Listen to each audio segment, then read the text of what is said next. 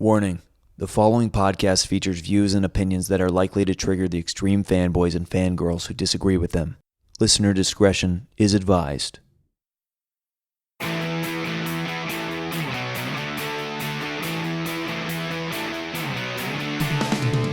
Well, all good things, right? There's no way to start this episode with just like a... You know, I am here. I'm gonna just say who I'm with. I'm with Victor Dandridge. What up? One of the highest, most downloaded episodes was Terminator 3. Oh yeah. We were over a terrible Skype line. We made it work though. We made it work, but now you're here live. That's right. We're sitting on the floor at San Diego Comic-Con. Boom, baby. This is fun. That's right. And you got to do a big episode when you come down for the con. Everything's bigger. Absolutely. Yeah. I mean, if you're not doing it for the culture, what you doing it for? So, I mean, that's what it is. So I decided that we should talk about a movie. Now, this is a movie you've been poking me and prodding me for 3 years. Yeah. And this is a movie I was hesitant to do this because I was like, I don't have a hot take. And then I realized there's no such thing as a hot take with this movie because every take is wrong to somebody. Absolutely. Like 100%. And it's funny that you can almost say that it is such a cultural thing that has never existed before, because in no way, shape, or form is someone vehemently so, one side or the other about this. This is like literally politics in cinematic form. I would say this is the start, because after this came Star Wars: The Last Jedi, and I would argue this is in the same category. But if you're tired of us vamping and want to get to we are talking about Batman v Superman: Dawn of Justice, Zack Snyder's 2016 hero on hero, which had the misfortune of like a month later having another similar Marvel movie come out. Now, I want to kind of set the ground rules here, not so much for us, but for people listening. We are not here to start a Marvel versus DC flame. But if that's where it goes, I mean, listen, we can. No, I'm teasing. No, you're right. I think comparing Marvel and DC movies in general is a fool's errand because they are trying to accomplish different things. True. That being said, you cannot not talk about the fact that they had very similar premises come out within months of each other. Yes. So we're not necessarily going to compare the two. Months, man. I mean, because originally they were falling on the same weekend. And then someone moved. I think it was Batman v Superman. Batman v Superman moved. Yeah. So look, we're not going to sit here and compare the two, but I definitely think it will come up. But again, we're not trying to start a flame war. Now, I say that there's no good take for this movie because you fall into one of two camps. You don't like this movie, and the Zack Snyder DC ultra fans, you might even want to call them trolls if you wish to be doxxed. They will come after you. Yes. You don't understand it. You're an idiot, or you're a Marvel troll. You're a Marvel fanboy. Wave that flag. On the other hand, if you like this movie, you will most likely be accused by people of saying you don't understand how story works. Also true. You're trying to make, a masterpiece out of something that's not there. I've been told that, actually. I feel like you're reading my tweets right now. So I am someone who doesn't care for this movie. I've never wanted to love a movie more than Batman v Superman. Oh man, that's gotta hurt. And you know what's funny is like they say that insanity is doing the same thing over and over and over. I watch this at least twice a year thinking maybe this will be the time. maybe I've gained some different understanding. I mean, it's bonkers. I bought this on Blu-ray. Right. I bought this on 4K. Oh my God. I keep buying You're trying like a different format. I'm like, maybe if it's just like an ultra Blu-ray wasn't enough, HD. Man. Let me get the mental download version, and then it'll be the one. So let's just get right to it. Let's talk about it. So when this movie came out, actually, let's go back a little bit. Let's go back 3 years to 2013. Ooh. Man of Steel comes out. Yes. Highly controversial. Yeah. I loved Man of Steel. There were a couple elements. Now, look, I also always take the stance of like, you have to let these characters evolve. Right. If you let them evolve for the times, you can't be like, that's not how blank Superman, that's not how Batman works, because then you're just going to get the same story over and over and over. And that's boring. That is truly boring. That being said, my biggest takeaway was from Man of Steel is just like, I don't know about his parents, man. Like, his parents are a really big part of Superman, and they didn't quite. I don't know. I didn't know about that, but you know what? I had waited so long. Yeah. For a kick-ass Superman movie, and this Superman movie, they're like, "Oh, you want to see Superman do some cool things? We will show you some cool things. We will show you like two bludgeoningly, brutal hours." It's funny because like when I would do this panel called "Only Sheepy Rotten Tomatoes," which is a huge like fanboy flag wave for Batman v Superman. One of the things that I said was the biggest opponent of it is people coming in with preconceived notions. So when, like you were saying, people have this understanding of who certain characters are or what their archetypes are supposed to be. Right. And they walk in thinking, okay, that's the only presentation that I'm willing to accept. And if it's not this, then it's wrong, off rip. And it's funny, like I felt that way when I first watched it, but after subsequent watchings, I can appreciate what the Kents were like because I feel like it's more realistic. And ironically, it brought up a question that I don't think has ever been answered. Pa Kent was the one who specifically told Clark not to flaunt his powers. Right. But at what point does he then change his mind and tell him to use his powers to be the greatest superhero of all time? He never does. Right. And so, like, this notion of so many people not liking the tone of what Jonathan says, you know, the whole maybe you should let them die. Like, that is all in line with this is a dad who has this kid who he's just trying to protect his kid. It doesn't matter what we know that he's supposed to become eventually. Sure. You know, it's just like, in this moment, I'm trying to protect my kid, period. Yeah, it's just, here's the thing. Because, first of all, I'll get back to my original point, but while we're on the Jonathan Kent subject, the reason I say these parents are like just the worst interpretations of these characters. You don't know them nothing. Yeah, exactly. Here's the thing. It's like when you like look at. I know it didn't light the box office on fire, but look at Brightburn. That was what if this thing came to Earth, a Superman, right, and it just it didn't go the right path, and that very well could have happened with Superman. But we've always known it's like if it wasn't for the Kents and who they were as people, he would have gone this other way. Right. That's why Clark is the way that he is. He's rigidly, like I would say, even more than Captain America. He's much more rigid in his morality. So when you get two parents who, in these iterations, like Pa Kent always has, or Jonathan, he doesn't deserve the title of Pa. Yeah, I was gonna say this one is definitely Jonathan Kent. He's not a Pa Kent. Even though I just said in so total deference to what they did, this is Jonathan Kent. It's just like Kent. Even his story, like his kind of like Spirit Quest vision story to Clark. It's like, like I don't know. It's just weird. Such a what are you trying to tell me? Like depressing downer. Like, oh yeah, you're probably gonna end up like you'll save a bunch of people, but you're probably gonna kill a lot trying to save those people. And he's like, thanks, Dad. And then obviously the mom like, be their hero, be their everything, or be nothing, or nothing. You don't know them nothing. It's like no wonder this Clark is so confused about what he's supposed to do. Listen, he's supposed to be, man. He's a man of two worlds. He doesn't understand his place. He can see through everyone and then still not know how they function. Like, that's crazy. I get it. Yeah. But here's the thing, and this is why I brought up Man of Steel, was because a lot of things about Superman's character, I feel like he's almost repeating the same arc as he did in Man of Steel, which is, I have these powers, I should be doing something with them, but is Superman the right thing? Because, remember, he sits in Man of Steel in that church, and he's like, what am I supposed to do? Right. Like, I don't understand. So it's like, by the end of Man of Steel, I feel like his arc is that he's come to terms with, he has to go against what his father said. He's like, I have to be what I was born to be, which is Superman. And then we find him right back at again, like, maybe Superman wasn't a real thing. You know what? I'm gonna say that was Lois's fault, actually.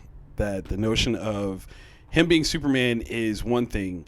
And this is kind of a carryover. It's kind of interesting. So, in terms of Clark's presentation as Superman in Man of Steel is a concept that someone else gives to him, right? Like, he doesn't even refer to himself really as that ever. Right.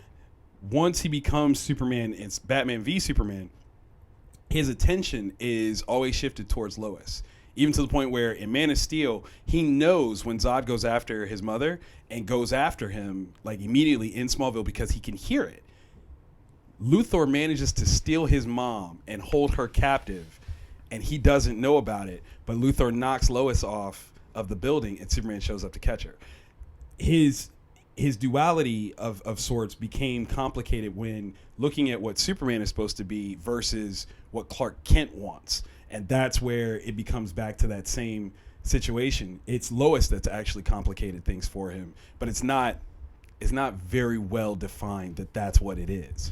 But that's the showcase. It's heavy. I've watched this movie entirely too many times. I mean, I'll say this. So, Man of Steel comes out, and then a couple months later, actually less than a month later, it was Comic-Con.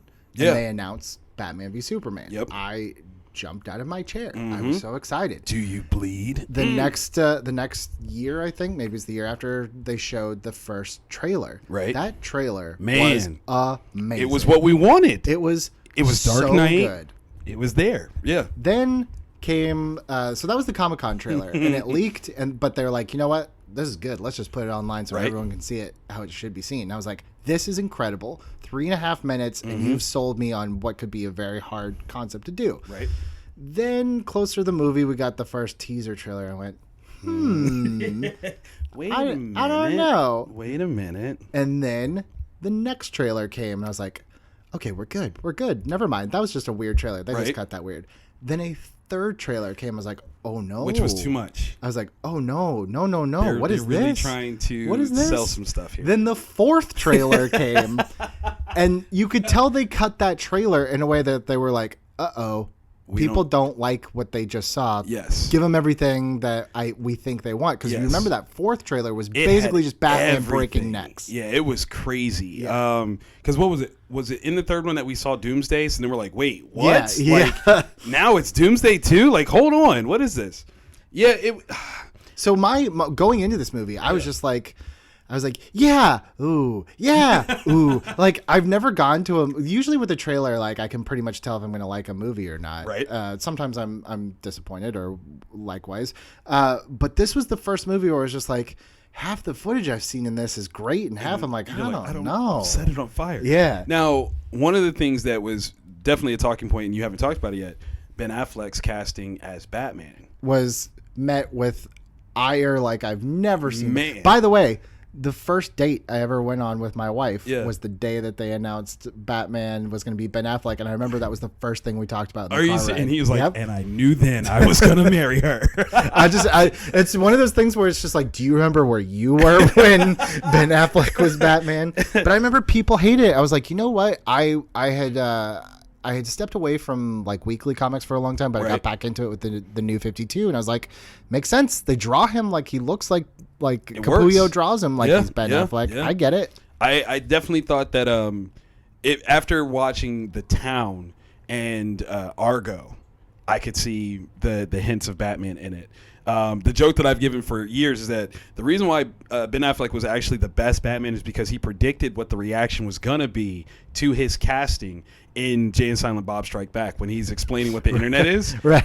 And I'm like, oh my God, like that literally just happened. The internet is a place where geeks are going to complain about fan castings about movies that they claim that they want to see, and then we'll actually go see it anyway. And I'm like, holy shit, like you just did this. Like this is amazing. Like they're saying this about you and you called this. I was like, that's Batman. He always has a plan. He always knew. I didn't have a problem with it though. I don't have a problem with it either. Yeah. And you know what? A lot of people have a problem with like this Batman, he's a little bit of a killer. He's a little bit darker. I don't have a problem with that. No. Because this is what I said, and I said this to you a while back. Yeah. I was like, if you strip away like what this character should be, it tells us everything we need to know about this version of Batman. Absolutely. This is a Batman who's in a bad place. Yes. Like it's already Batman, which is bad. Right. But Batman in a bad place? When Alfred's saying like, hey, you're taking this thing too far, I think people were thinking like, oh, this is how he's always been. It's like, no. The movie is going out of its way to tell you like, this is what he's been pushed to. Right. And he's justifying it when he says, well, we've always been outside of the law. True, but you've also held a standard that made you, palatable. Like that was fine. But now you've definitely crossed over into crazy guy territory, and you might want to rein it in. And I think a lot of people do miss that. Right. Like looking at the top pieces of what most people complain about, the retelling of the death of the Waynes, people complain about that, which I still think is one of the most brilliant things ever for what it sets up later on. The casting of Ben Affleck, and then the fact that for the most part it is so focused on Batman and not as much on Superman. And as a movie that is arguably a sequel to Man of Steel, that Superman taking a back seat is kind of a problem. I never had an issue with any of these. Like, it was something where I innately understood that you had to establish Batman, in this world, because you hadn't done it in the previous movie. So the things that you need to establish, particularly for their iteration of Batman, done. You got to do that.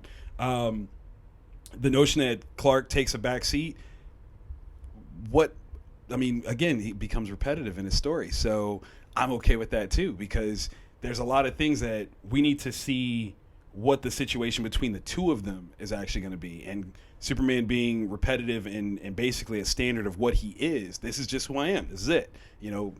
Pete, repeat. That's me. Bruce is the one that's actually undergoing change. And that's the reason why this story is actually interesting.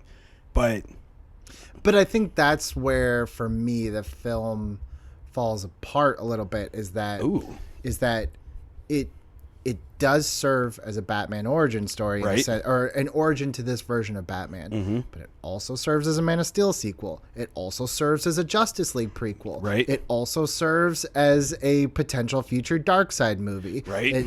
It's servicing so many things. It burned through 10 movies. It did. In one sitting. We know more now of corporate interactions in later movies. Do we know where the corporate interaction was on this one? This was the one where I think that they had started filming, and Snyder, this is according to like a Q&A that Snyder did a little while back, where he was like, yeah, we did Batman v Superman, and then we turned in our draft of Justice League, and they're like, what are you doing, guys? This is too much. Right. And that's where I truly question. I don't know if it was just missed or how, but it's like, you can't stop your movie dead in its tracks, right? To put in, not since Iron Man 2 maybe had I seen such egregious, like, hey, this doesn't matter now, but it will later. Right. And then guess what? That later never came. Never happened. So when you watch Batman v Superman now, you're like,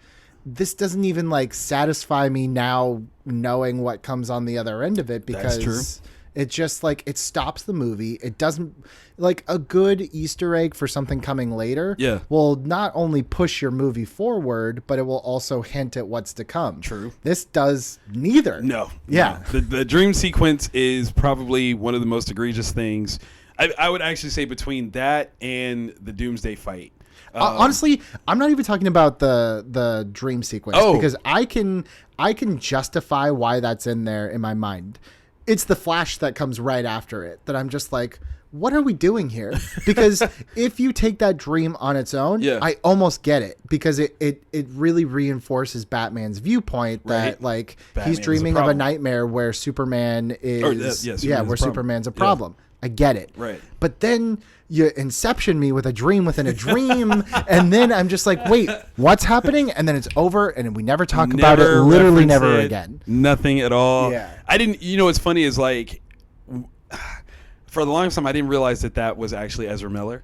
I thought it was someone else. Oh, really? As the Flash. Because he's got like a weird beard and long hair. Yeah, like it's really, it's kind of a weird facial piece here, and he doesn't look like that at all in Justice League. Like, he doesn't look like it. And the funny thing is, people will say, because obviously this was supposed to play out in Justice League as a 2-part movie. It was going to be very much like Avengers Endgame, where they were going to have to go back in time. Right. And people will say, like, yeah, well, that's Warner Brothers and Joss Whedon's fault that this never paid off. I'm like, no, because can't quite do that. Because Zack Snyder also said, like, yeah, we wrote the next version, and they were like, no. So that whatever was going to really pay off, he was still going to have to like kind of figure out how to pay this off anyway. True. And I feel like that's what this was the beginning. This was like right before the Universal like Dark Universe Mummy. Yes, like, yes. Stop putting your eggs in one guy's basket. Yeah, like you can't count the. I'm mixing my eggs and chickens, but it's no. Stop getting ahead of yourself. Yeah. Whatever the expression is. You're absolutely right. Yeah. Because they got lucky with Christopher Nolan. They did, And I think that's one of the things that was a difficult thing to reconcile, that it was not the director and the creative team there as opposed to this fabulous library of characters and the rich history that they have or the stories that they're doing. They had a guy that could do this trilogy thing and make that work. Right. He had an original take. Not everything is canon that he did, but it worked. It absolutely worked within the world that he created because he seemed to create the functionality of the world first and then built stories off of that. I think Zack did the opposite, which is I got this cool story to tell, and then we're going to set up this world, and this is how this works, and this is how this works. And when you do the and then storytelling, you run into walls. It happens all the time. Like I definitely see that. Honestly, I look at a movie like Batman v Superman, and I'm like, this is why I always say I love Batman so much, but I could never make a movie about it because it would come off as fan fiction. Because you can tell he's like, man, I love Injustice, and I love Dark Knight Returns, right? And I love this, and I love that. It's like, let's just put do them all together. Yeah, let's do it. So let's talk about the other. What I think what a lot of people harp on, and this is kind of where we were talking before this. I was like, I kind of have a thing that might either piss you off or you might go, "Ooh, let's go." Let's talk about Jesse Eisenberg as Lex Luthor. Okay, now, you talk about a character, man, that is doing a completely different interpretation. Yes. And you know what? I don't hate the interpretation. Right. Here's what I will say, and here's where I think the movie loses focus. Mm-hmm. First of all, until I saw the Screen Junkies Honest trailer, I had no idea what Lex's plan was. When you see it laid out, you're like, this is like Ocean's 11, where it's like so much of this would have, like, he must have figured out Bruce was Batman and Clark was Superman. Yes. And if that's the case, you could have ended this so quickly your head would spin. True. So let's put all that off the table. Okay. Here's the thing that while watching it this last time, I was like, I finally realized why I don't connect with Lex. I think Batman super works in this movie, Bruce specifically, because he has that very clear, like that day that Man of Steel Zod fight, that was traumatic for him. Yes, it was. And I think different iterations of Lex Luthor will change this and that, but I think one thing that always has made Lex a strong character is that to himself, he's always like, I don't understand why people don't see why I'm not the hero. I'm trying to fight for you guys, and you guys are just throwing it at this alien that could turn on you at any time. Right. If you gave almost every line of dialogue that Bruce has to Lex, I feel like, and take Bruce out of this. Right. Imagine if Lex Luthor is talking to Tess Mercer or whoever his thing is, and he's like, if that alien has a 1% chance of turning on us, it is our duty to take him out. Can you imagine Lex Luthor saying those lines and having that motivation? That imagine if LexCorp was destroyed on that day, and he's the one that now he's like, I tried to save people, and you guys are worshiping this guy that just tore down our whole city. What is wrong with you people? Now you've made Lex not only a crazy complex villain, but you've also brought him more in line to the Lex that we kind of know and love. Whereas in this movie, I don't really know what he wants out of this, because at the end, he's kind of just he goes from kind of being like Bruce, I don't trust this guy, and then he's like, never mind, let's just burn this whole thing. He goes Joker, let's just create something and burn this whole thing down. I want to mouth kiss you. That was such a good. Oh my God, that was brilliant. You are 100% right. I came in with, and I'm guilty of this, preconceived notions. Sure. Of recognizing that while the industrial conservative version of Lex is the most common and most popular, I know that in his earliest iterations, dude was just a weird mad scientist. Yes, correct. Literally, when we say mad scientist, he was doing an experiment. Superman interjected because it was going to go badly. Superman ends up saving him, but Lex loses his hair, and that's why Lex hates Superman, because he lost his hair. That's ridiculous. There's nothing about that literally makes any sense. That's 1980s WWF. Yes. So what? You cut my locks? Oh, I hate you. So I was prepared to accept Jesse's presentation as more of that mad scientist, nonsensical, whatever that word is, thing. You're absolutely right, though. The notion of what Bruce was definitely should have been a Lex conversation. I think the thing that makes this not work is the age differences between everybody. If everyone is of the same age, you're absolutely right. That's exactly the presentation that Lex should have had. But Bruce is older, not only than Lex, but also than Clark, it seems. And so for Bruce to have this old man mentality works. For Lex to have it wouldn't, because he hasn't earned that yet. I don't disagree with you. I just think like that's such a strong viewpoint for against a Superman that they almost tried to like, well, can we double down and split and have them both feel that way? And it's like, well, it was only effective really for one character, which leaves Lex out. And again, when I think about Lex in this movie, I remember the quirks, and I remember, some like the weird Jolly Rancher thing. But when I think that was a violation of a man's mouth, man. That was just wrong. But when I think about what he truly wants out of the end of this, I don't even know if Lex knows what he wants, because at first it's like, I want to bring Superman down, right?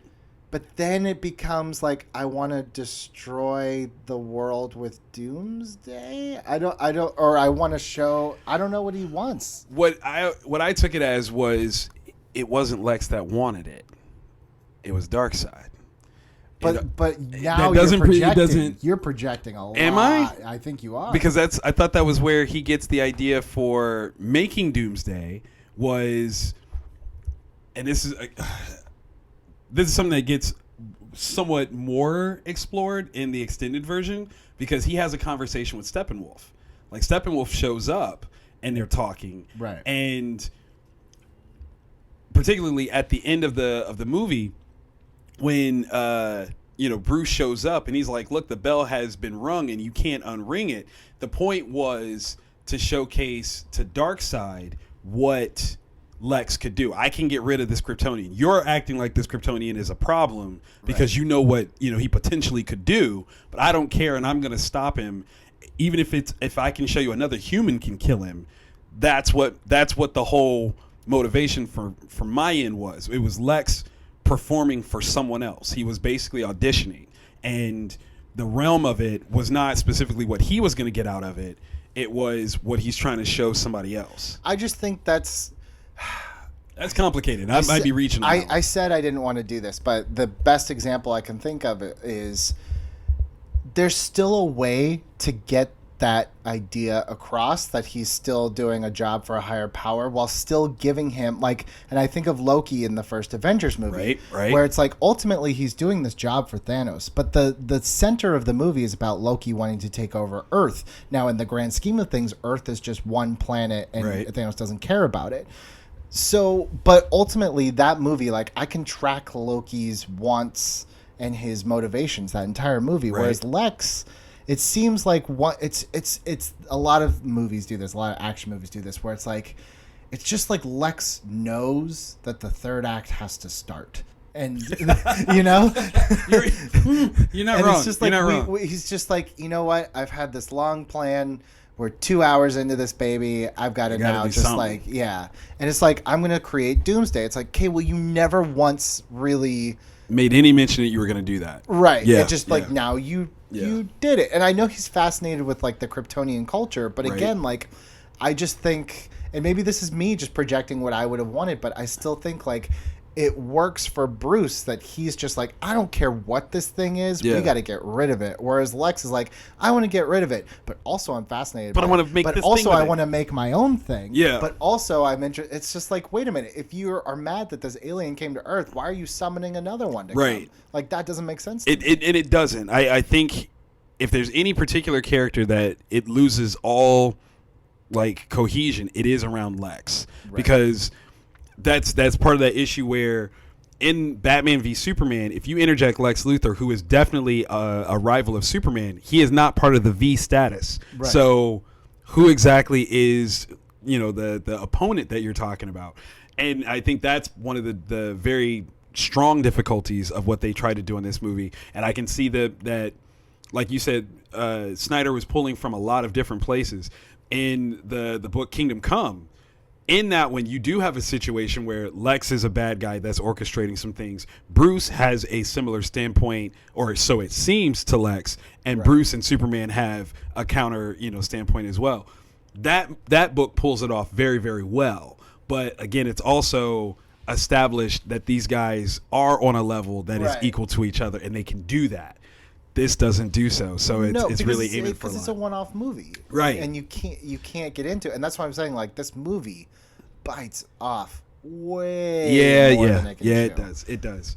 Now, what's funny is I wouldn't have openly said that on the promise of what was to come after, and that's the hard part. Like, looking at this movie, I think it's virtually impossible to look at it as a standalone film.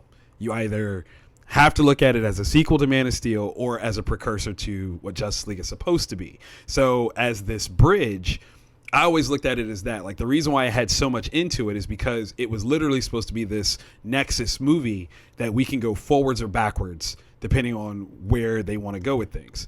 And that's difficult.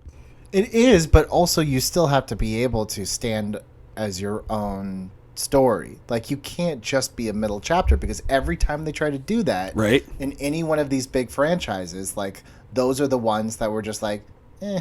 I mean, you're not wrong. Because Avengers is literally that, right? Like, Avengers is a bridge from what came before and what comes after. Like, that's... But it stands on its own. But it does stand on its own. You're right. And I think that's what... Whereas you can come into Avengers, Right. having not seen any of the first four and never see another one after, Right. and have a very satisfying, Of course, cinematic. This, I feel like either you come in and you're like, wait, who's everybody? Or you leave and you're like, wait a minute. Why did this happen? There's so many loose threads. You know. Well, and that's the thing, like, Avengers was meant to be a culmination.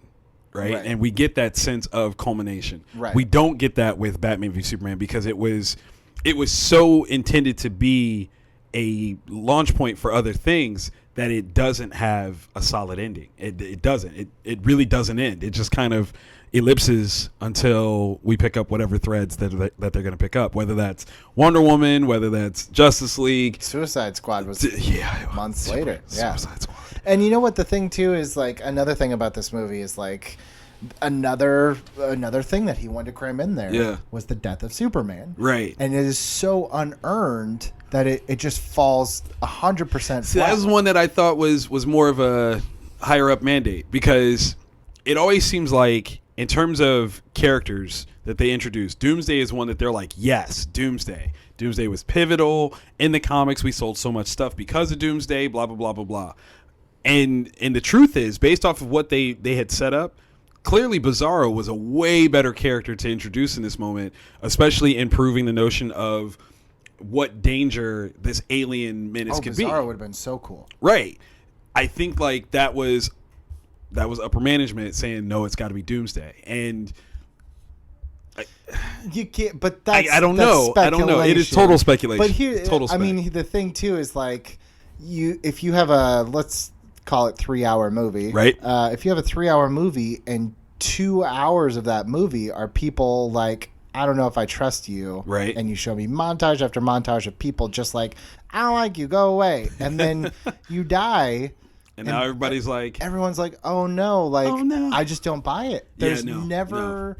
This movie doesn't go out of its way. Like, I even thought this was so strange, and I still don't quite know what he was doing, by the way.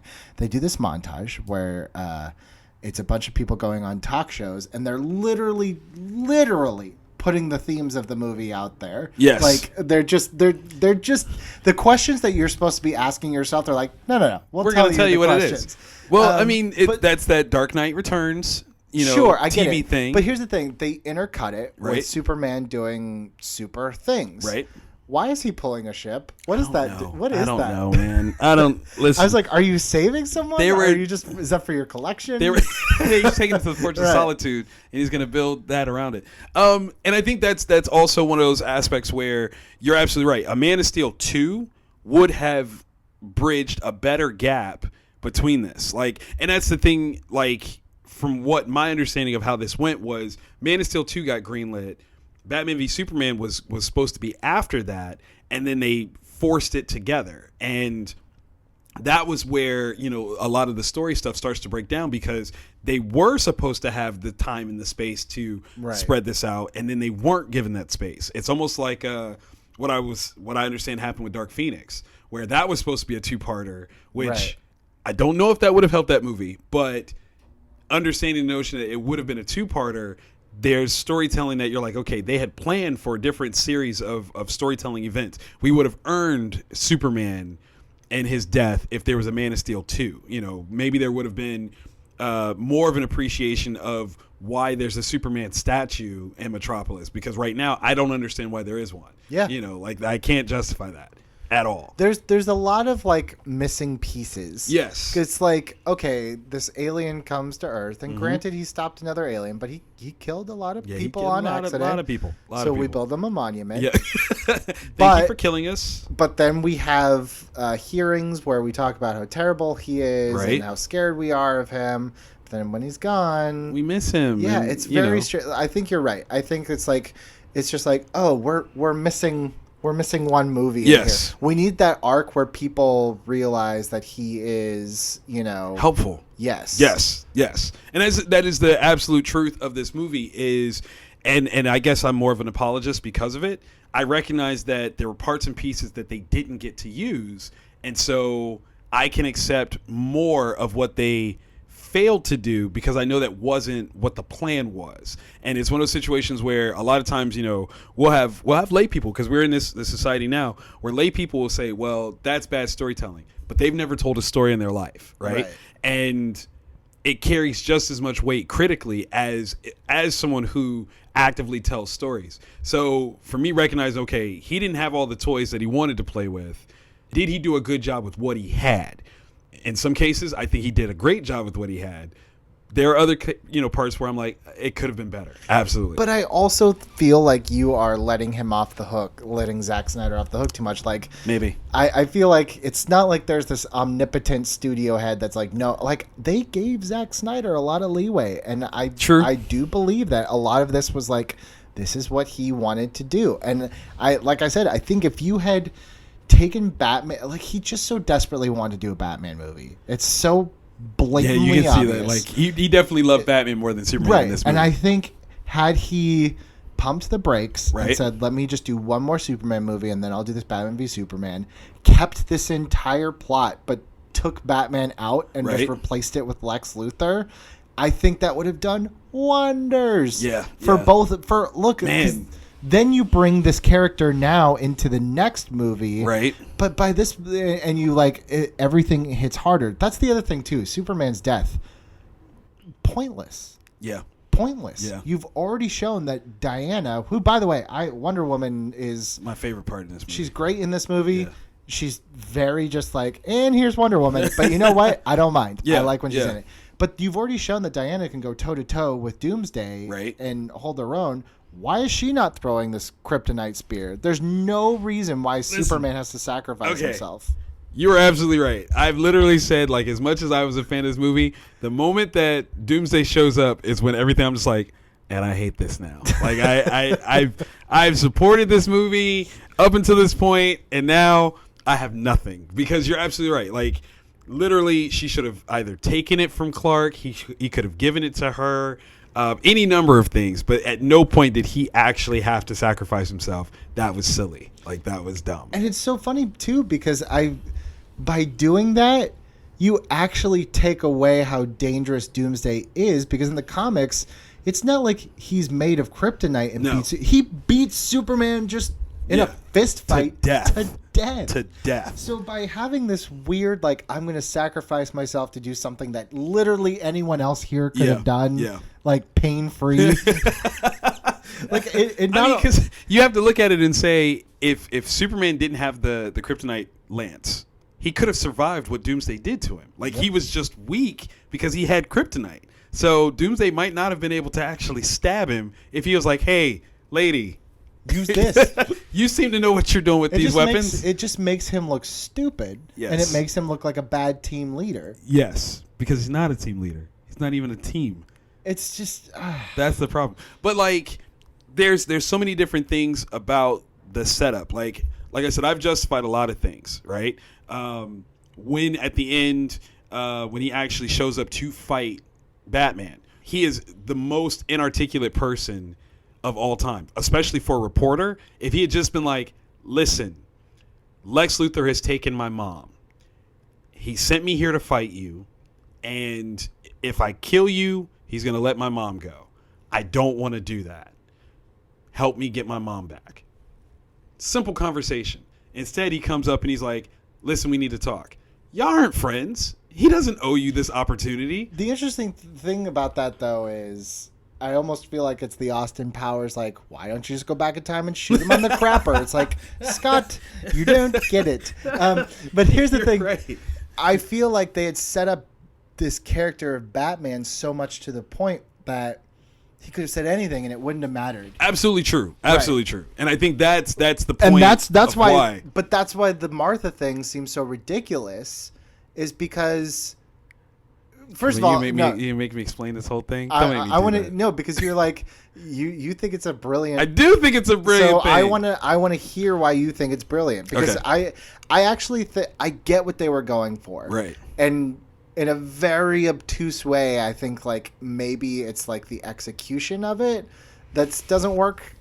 Maybe. All right. I want to hear your take. Okay. So the whole Martha thing for me, in the execution of it versus what I think is the real problem that most people had with it. There's a subtle, it's very, very subtle build up to this thing being a safe word against Batman. It starts with the retelling of the death of the Waynes. And this one obviously pulls from The Dark Knight Returns, which showcases that the Waynes fight back. Every other iteration that we've ever seen, particularly in cinema, they are just straight victims. The person walks up on them, shoots them dead, boom, that's it. Dark Knight Returns actually establishes that basically everyone in Gotham is no punk. You pull a gun, it don't matter, right? And in that regard, it sets a very different precedent. It sets up the mental process that Bruce has even going up against Superman. Guy pulls a gun on a person that doesn't have a gun. The guy with the gun has the advantage. That's just a simple concept. The fact that Thomas goes for it anyway, that's a precedent. That's stating, exactly what Bruce is thinking when he looks at Superman. You are a gun. I don't have what you have, but I'm not going to back down from you, period. And that gets doubled down on when Thomas gets shot but still survives. It's a mortal wound, but he doesn't die right away. Martha actually goes for Joe Chill after watching her husband get shot. So, like, the notion of whether or not she's going to get shot is exponentially higher for her because she just watched her husband get shot. Like, if it was 50-50 for him, it's like 150 for her. It's a guarantee that this guy's going to shoot you. He's got no problems doing it. He's gonna. She goes after him anyway. But when she gets shot, she dies immediately. Like, it's a fatal shot. Boom, dead. To the point where Thomas actually gets to say her name one more time. And what we see later on in one of the mini dream sequences, particularly when Bruce is going to the mausoleum and that bat figure comes out, it only comes out of Martha's grave. It doesn't come out of Thomas's. Sure. And that's the statement that's where Batman comes from. It's not the death of his parents, it's not even, as the Batman animated series shows, the death of his father. It's the death of his mom. Okay. His mother is why he fights, period. So when it comes down to it, Bruce gets a moment of clarity when Clark says, gotta save Martha. And he's like, why'd you say that name? Like, because it's essentially, am I really about to kill you because you're trying to make fun of me because you know who my mother is and you know that she died? Why did you say that? And when Lois comes in and says that's his mother's name, and he, basically really quickly plays back that Clark was hesitant about this fight when he shows up. He's trying to talk to him and tell him, yo, hold on, there's some things you don't understand. And Bruce wasn't having it. He wasn't listening. He didn't care what he had to say. And in this moment, when he's asking, why are you taunting me? And he finds out, no, I'm not taunting you. I was in a situation where I'm fighting you because of my mom. Just like you're being Batman because of your mom. He now has to look at him as a very humanized person. He's the exact same as Batman, as Bruce. And that's not the way that he had been looking at it the entire time. He was like, look, you're a weapon and I need to stop you because if there's 1% chance that you go bad, it's 100% that it's going to be bad for everybody. And in this moment where he realizes that, no, I could be like the exact same thing could be said about me, and I'm not approaching myself from that same sort of, unwavering, solid point. I can't look at you that way, and I shouldn't look at you that way. And it's my fault that this actually has precipitated as bad as it did because I didn't listen to you. I did not consider that you're a person. I just looked at you as a thing, and that's not right. I never should have done that. And so in that moment, I think that was the brilliance of it. It takes time to get to that moment and make it make sense. Once you start from that beginning of seeing like his mom dies in an impossible fight, she's the reason why he's Batman, and then here's this other guy that's fighting an impossible fight for the same reason, then it becomes brilliant. But ultimately, I have to admit, like I think in terms of geekdom, we think we're so smart, we never realize that their moms have the same first name. We never realized it. And it's one of those things where, I'll be honest, I knew it, but it still wasn't something that I thought about regularly. And I think it embarrassed us because it's something that has been around for 80 years and we never realized it. Okay, first of all, that was a very eloquent. Thank you. Very poignant. And He's like, that's not in the movie though. No, I 100% agree with you. And that's why I say, like, I don't think the idea of it's bad. Right. I just think the execution is so shoddy because even if he had been like the way he says save Martha, right. It's almost like if he had been like, if he had delivered it in a way where he's like, I know I'm going to die. Like, this is just happening. Right. Be like, if he had just been like, save Martha Kent. Like, I get why he's saying the name Martha. Right. I really do. But the way that it comes out in the movie, it just leads you to be like, I would never like say like save Teresa if like if my save mom. my mom. Yeah. You know what? I had a buddy of mine who argued I get that's why he says that. Yeah. He's probably is trying to say like, you're going to kill me, but after that, go save Martha Kent. Right. And I feel like there's a better way to do that, of getting that message out. So my justification, and I can only call it that, is the reason why he did not communicate that well is because of the kryptonite exposure that he just had. He's not able to actually articulate like he should be able to. All he had to do was say Kent. Kent. Right. But I think like, and that would have gotten the save Martha was because he didn't. I mean, that's not even a complete sentence. Would you save Martha? You need to save Martha. It was must save Martha. Kent. Honestly, I know it seems like such like a digression, right, but it's like you're right. You add Kent, yeah. You've now added one more layer of context to his thinking. Now I'm like, oh, he knows he's going to die, right. And he's giving him instructions. Right. This is not like safe word. Even more, like, not only does he know that he's going to die, he's still not thinking about himself. Right. He's still thinking about somebody else.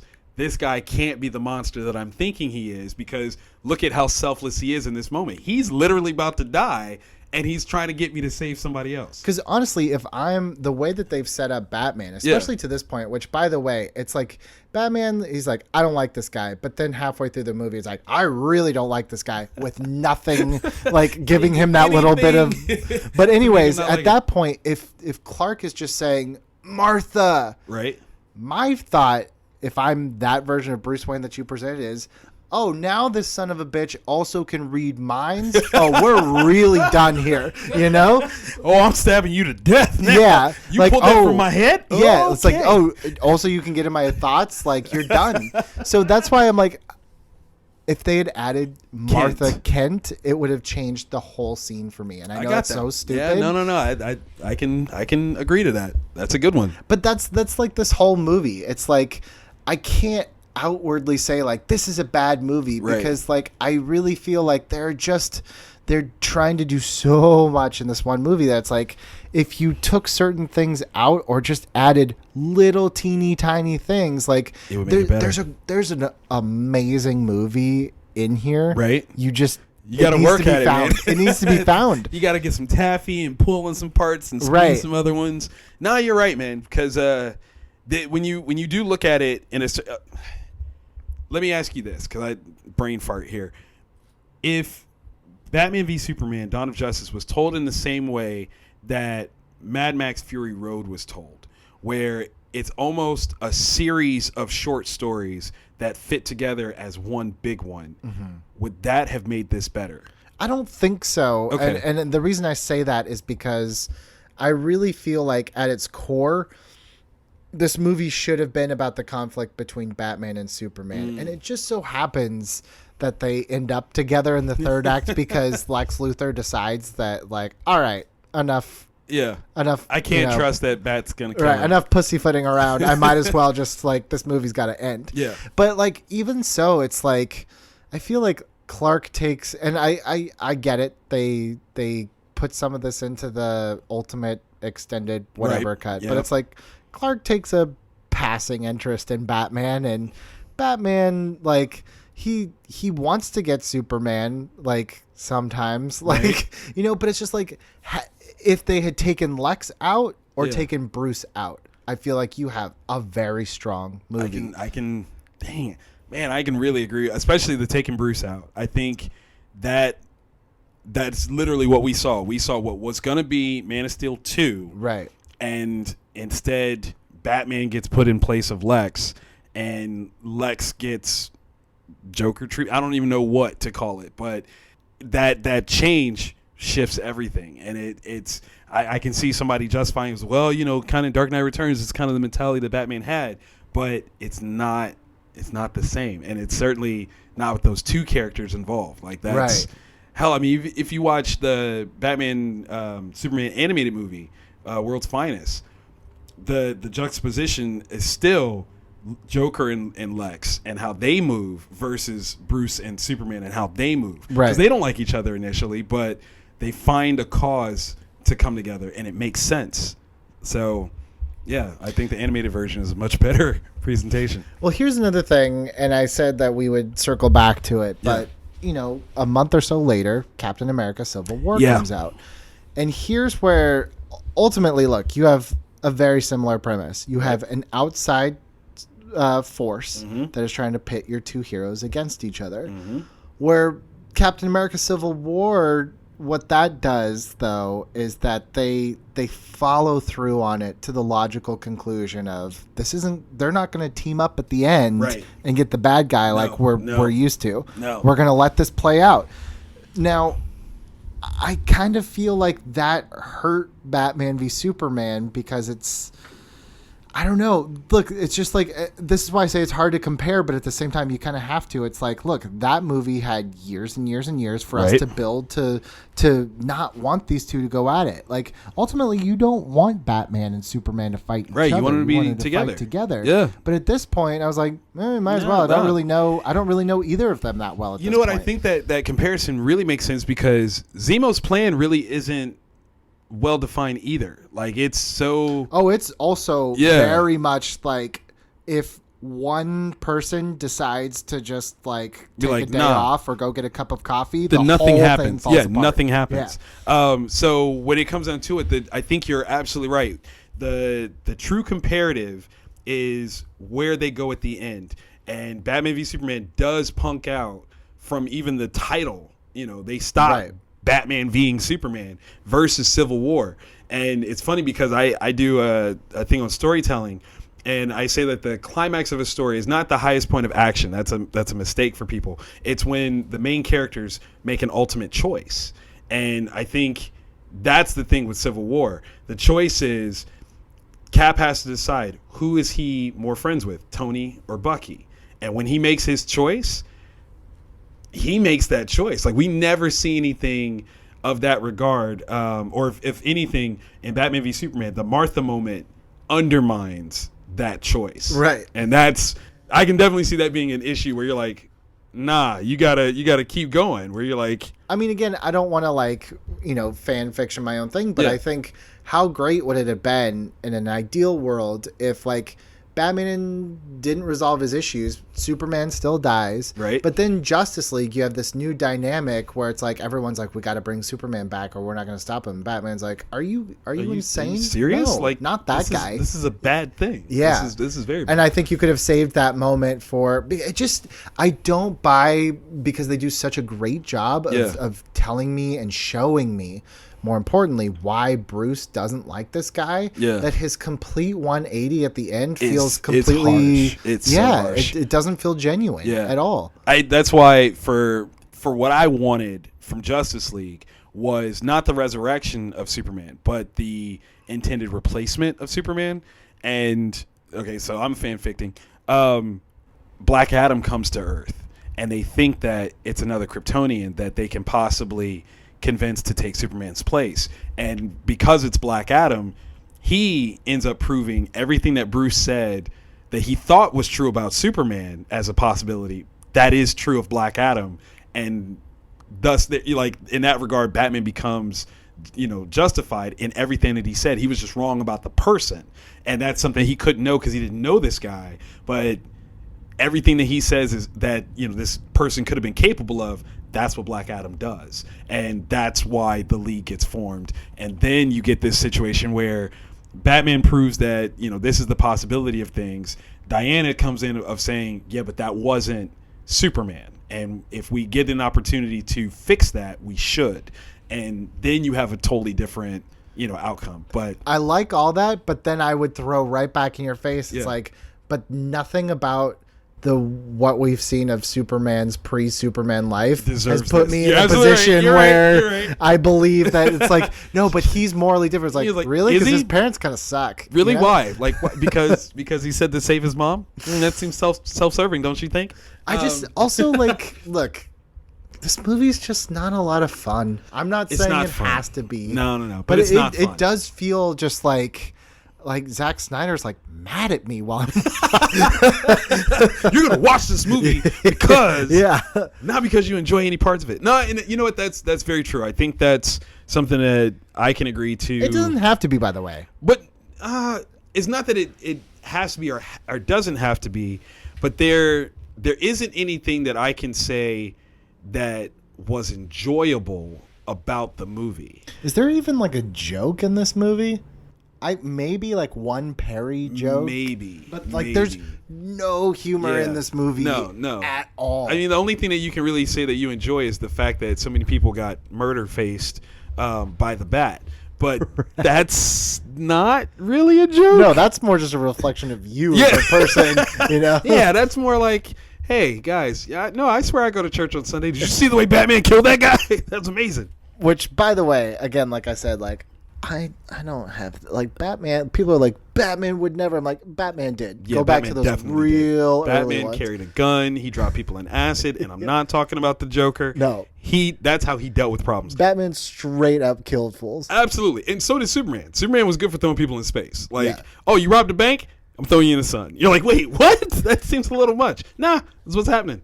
Steal again if you want to. I dare you.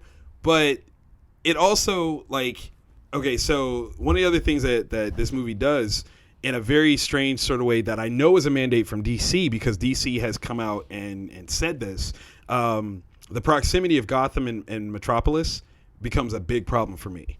Because how do you have all this crime and terror in Gotham when Superman is just across the pond? I have a huge problem with that. Well, Superman's new. Generally, sure. But he's not so new that they don't already have a statue of him.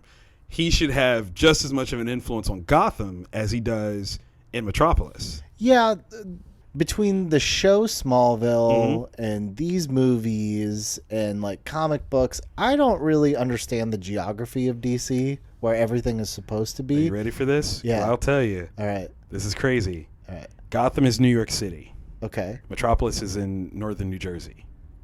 Oh. Yeah. That's when I say across the bay, that's how close it is. So where's Central City and Coast City? Coast City is on the West Coast, obviously. Central City is Illinois, if I'm not mistaken.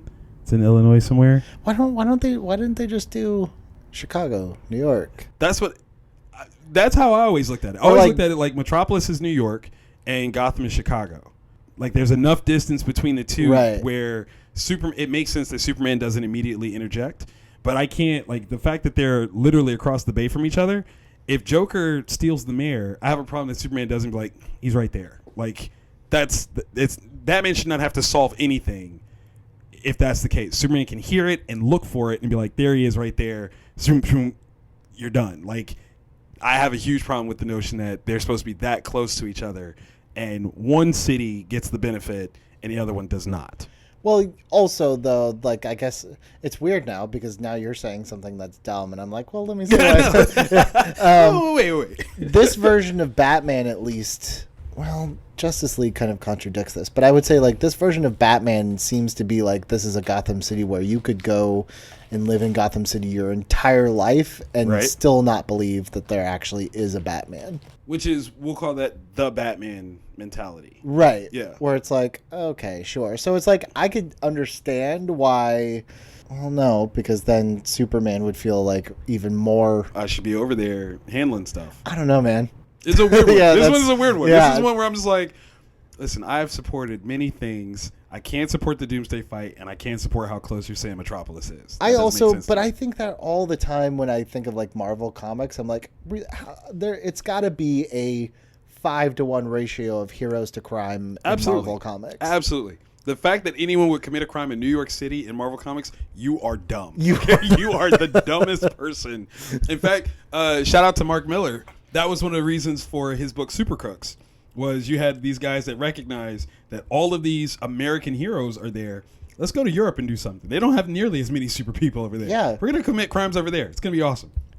Same concept. Marvel alone has like 45 home-based New York heroes. When you have heroes based on neighborhoods, like we're not even just talking like New York. Daredevil is in Hell's Kitchen. Luke Cage is in Harlem. Yo, when they're separating like that, you got Doctor Strange is in the Village.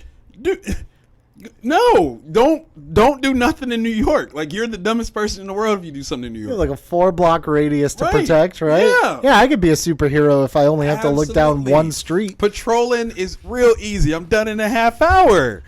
Wasn't nothing going on? Cool, I'm going home. Like this is. I mean, maybe it's quite literally a friendly neighborhood spy. There it is, right? Yeah. He's got a couple blocks in Queens and he goes home. It's done. It's done.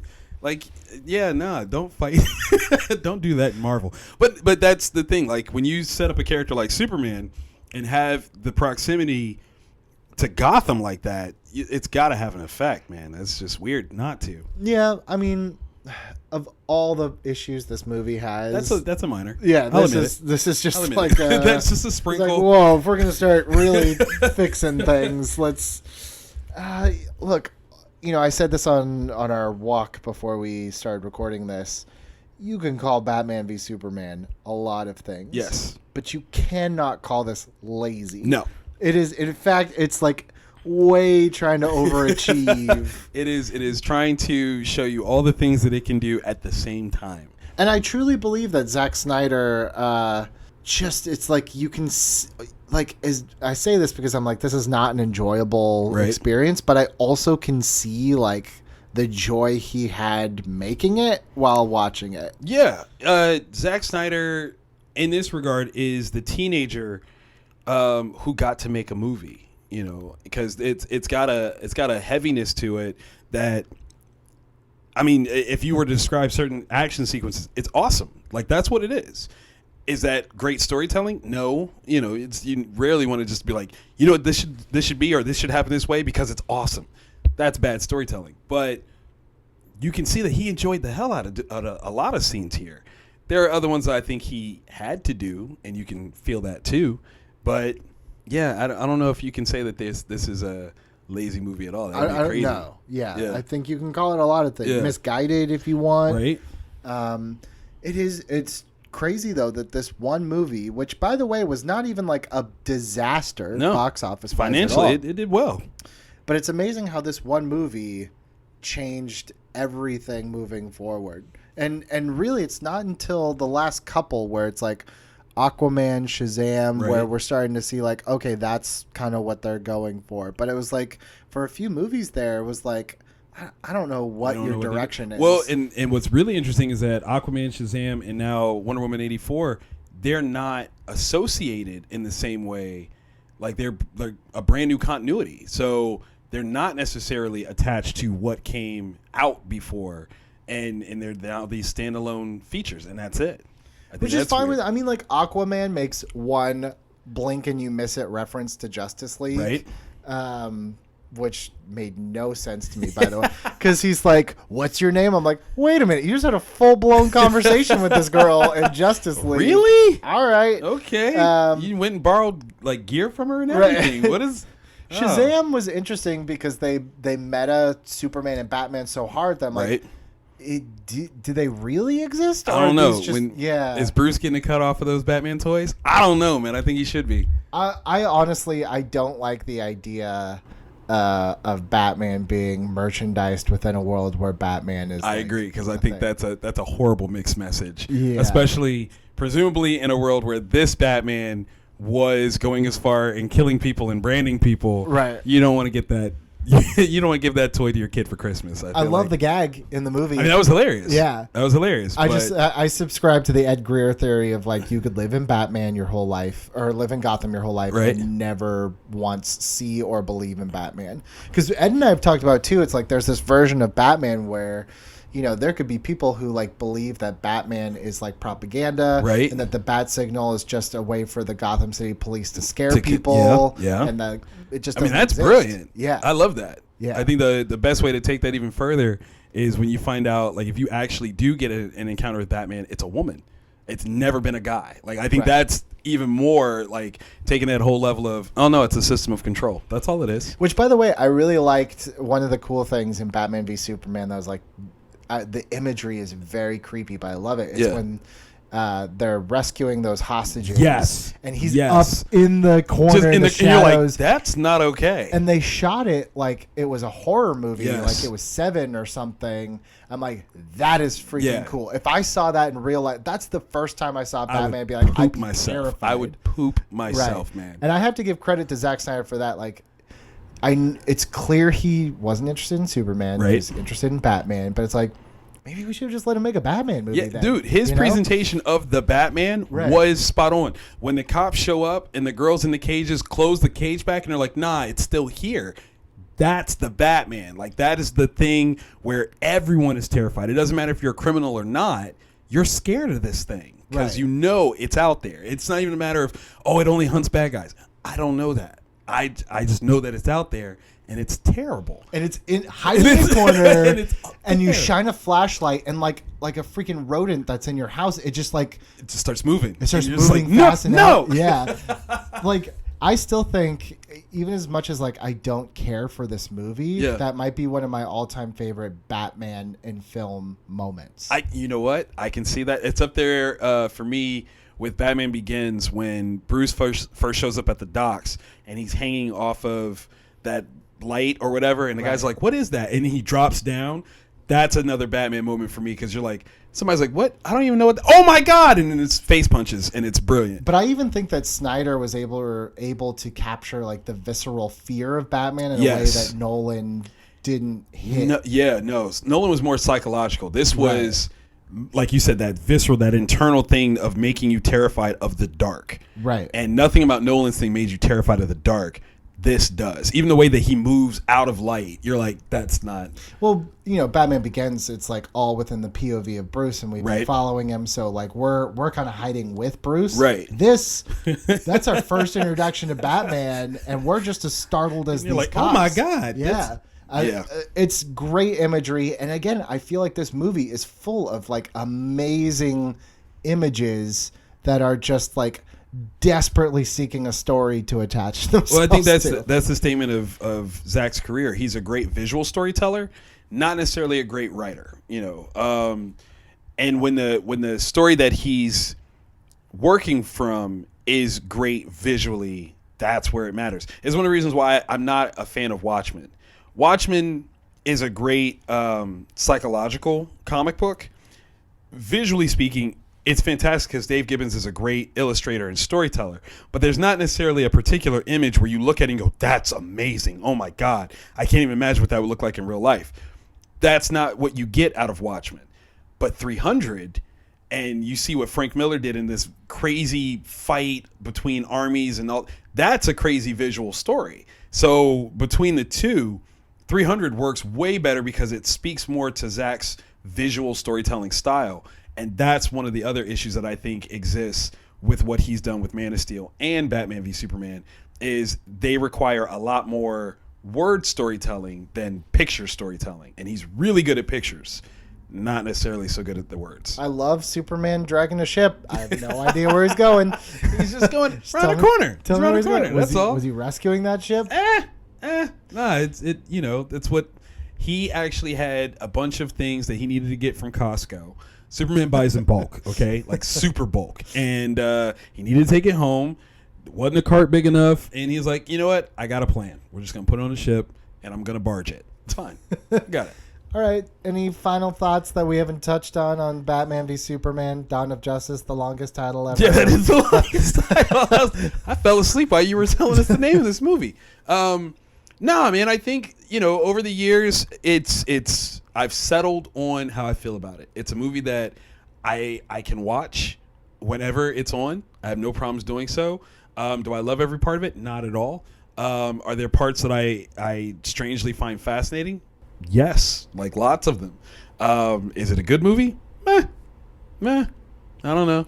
I do want to get your opinion, though. This, we talked about the very top of this, that there's maybe 2, 3, 4 movies that are just like there's no way to win. Right. And I feel like this was like the first major one I can remember.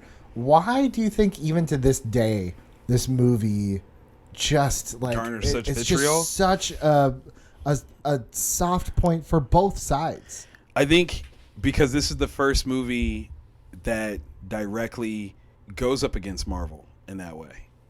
Like you said, and it's in a very interesting sort of point of view, because it's not like Batman v Superman came out and like a year later Civil War came out. These two movies were made basically at the exact same time. Right. So this is the one where it drew a line in the sand unintentionally, and either you like one or you like the other. And for whatever reason, people don't allow for you to like both of them or for you to dislike both of them. I've never heard of anyone disliking both. Actually. Oh, they're out there. Are they out there? Lon Harris, I'm looking at you. Oh, yeah. snap!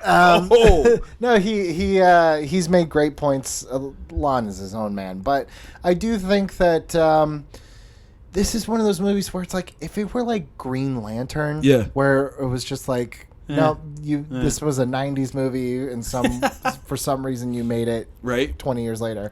Like, if it was a Green Lantern, it would just come and gone and it went. But this movie, it's just like, it's still, like you say, Batman v Superman, and your first thing is you almost get tired before you even start talking about it. You do, because you're bracing for a fight in some capacity. Yeah, and I don't think it's worth fighting over. I think any movie that can garner that much discussion, whether you personally like it or don't, is worthy of that discussion. That has merit. Yeah. You're absolutely right. The only problem is that we now live in a day and age where people are like, no, you're wrong because ... And well, that's why we do this podcast, so that we can have these discussions. Right. I want to thank you so much for doing this episode with me. Man. This is one that we've been dancing in circles around Batman v Superman for a couple years, because we knew it would take about an hour. Oh, at least, man. At least. To flesh it out.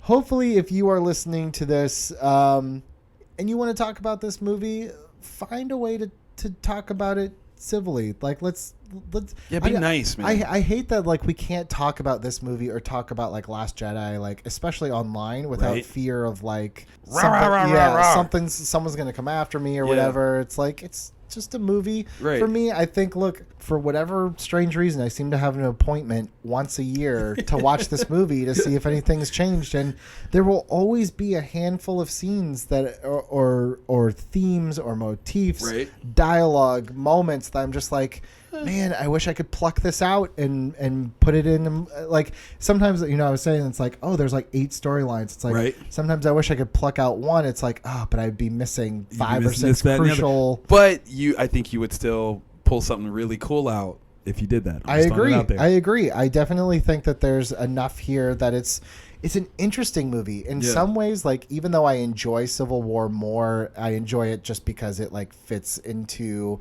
the longer narrative of the Marvel Cinematic Universe. I don't think it's as interesting on either like a technical level or just like a behind the scenes level as this movie. Well, yeah, because like the true most interesting part of Civil War is in the last 15 minutes. Yeah.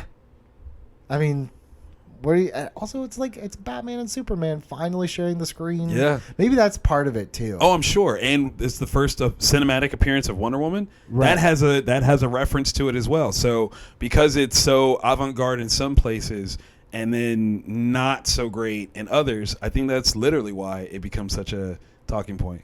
I honestly, I know this sounds stupid and maybe hyperbolic, but I feel like years from now, people will be studying this movie for all sorts of reasons. Oh yeah, where it went right, where it went wrong, how it changed the comic book movie. Absolutely, man. Yeah, how it changed the industry. Yeah, no, it should be discussed in that way. We actually had someone on Twitter that was like, "How come you guys have to debate about this?" And it's like, well, debate is a harsh word, but I do think that when you start to look at things like this and critically discuss it, it does make you a better storyteller. It shows you your understanding of the craft and where things work and where things don't.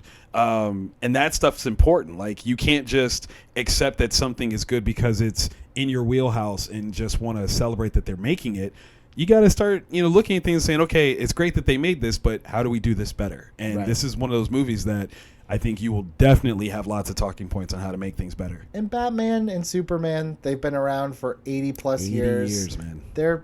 They're not going anywhere. If you don't like this one, just hang tight. They'll give it 15 minutes. Yeah, they'll give you another one. Thank you guys so much for listening. Thank you for hanging in there. Coming up real soon on the podcast, we still have the re-record with Ken Knapsack with Rogue One. We promise we are going to do that again for you. And next week, we're getting Wiki Wild West with Danielle Radford. It is coming your way. Victor Dandridge, it's so fun to get you in person. Thank you. Thanks, my man. I will see you guys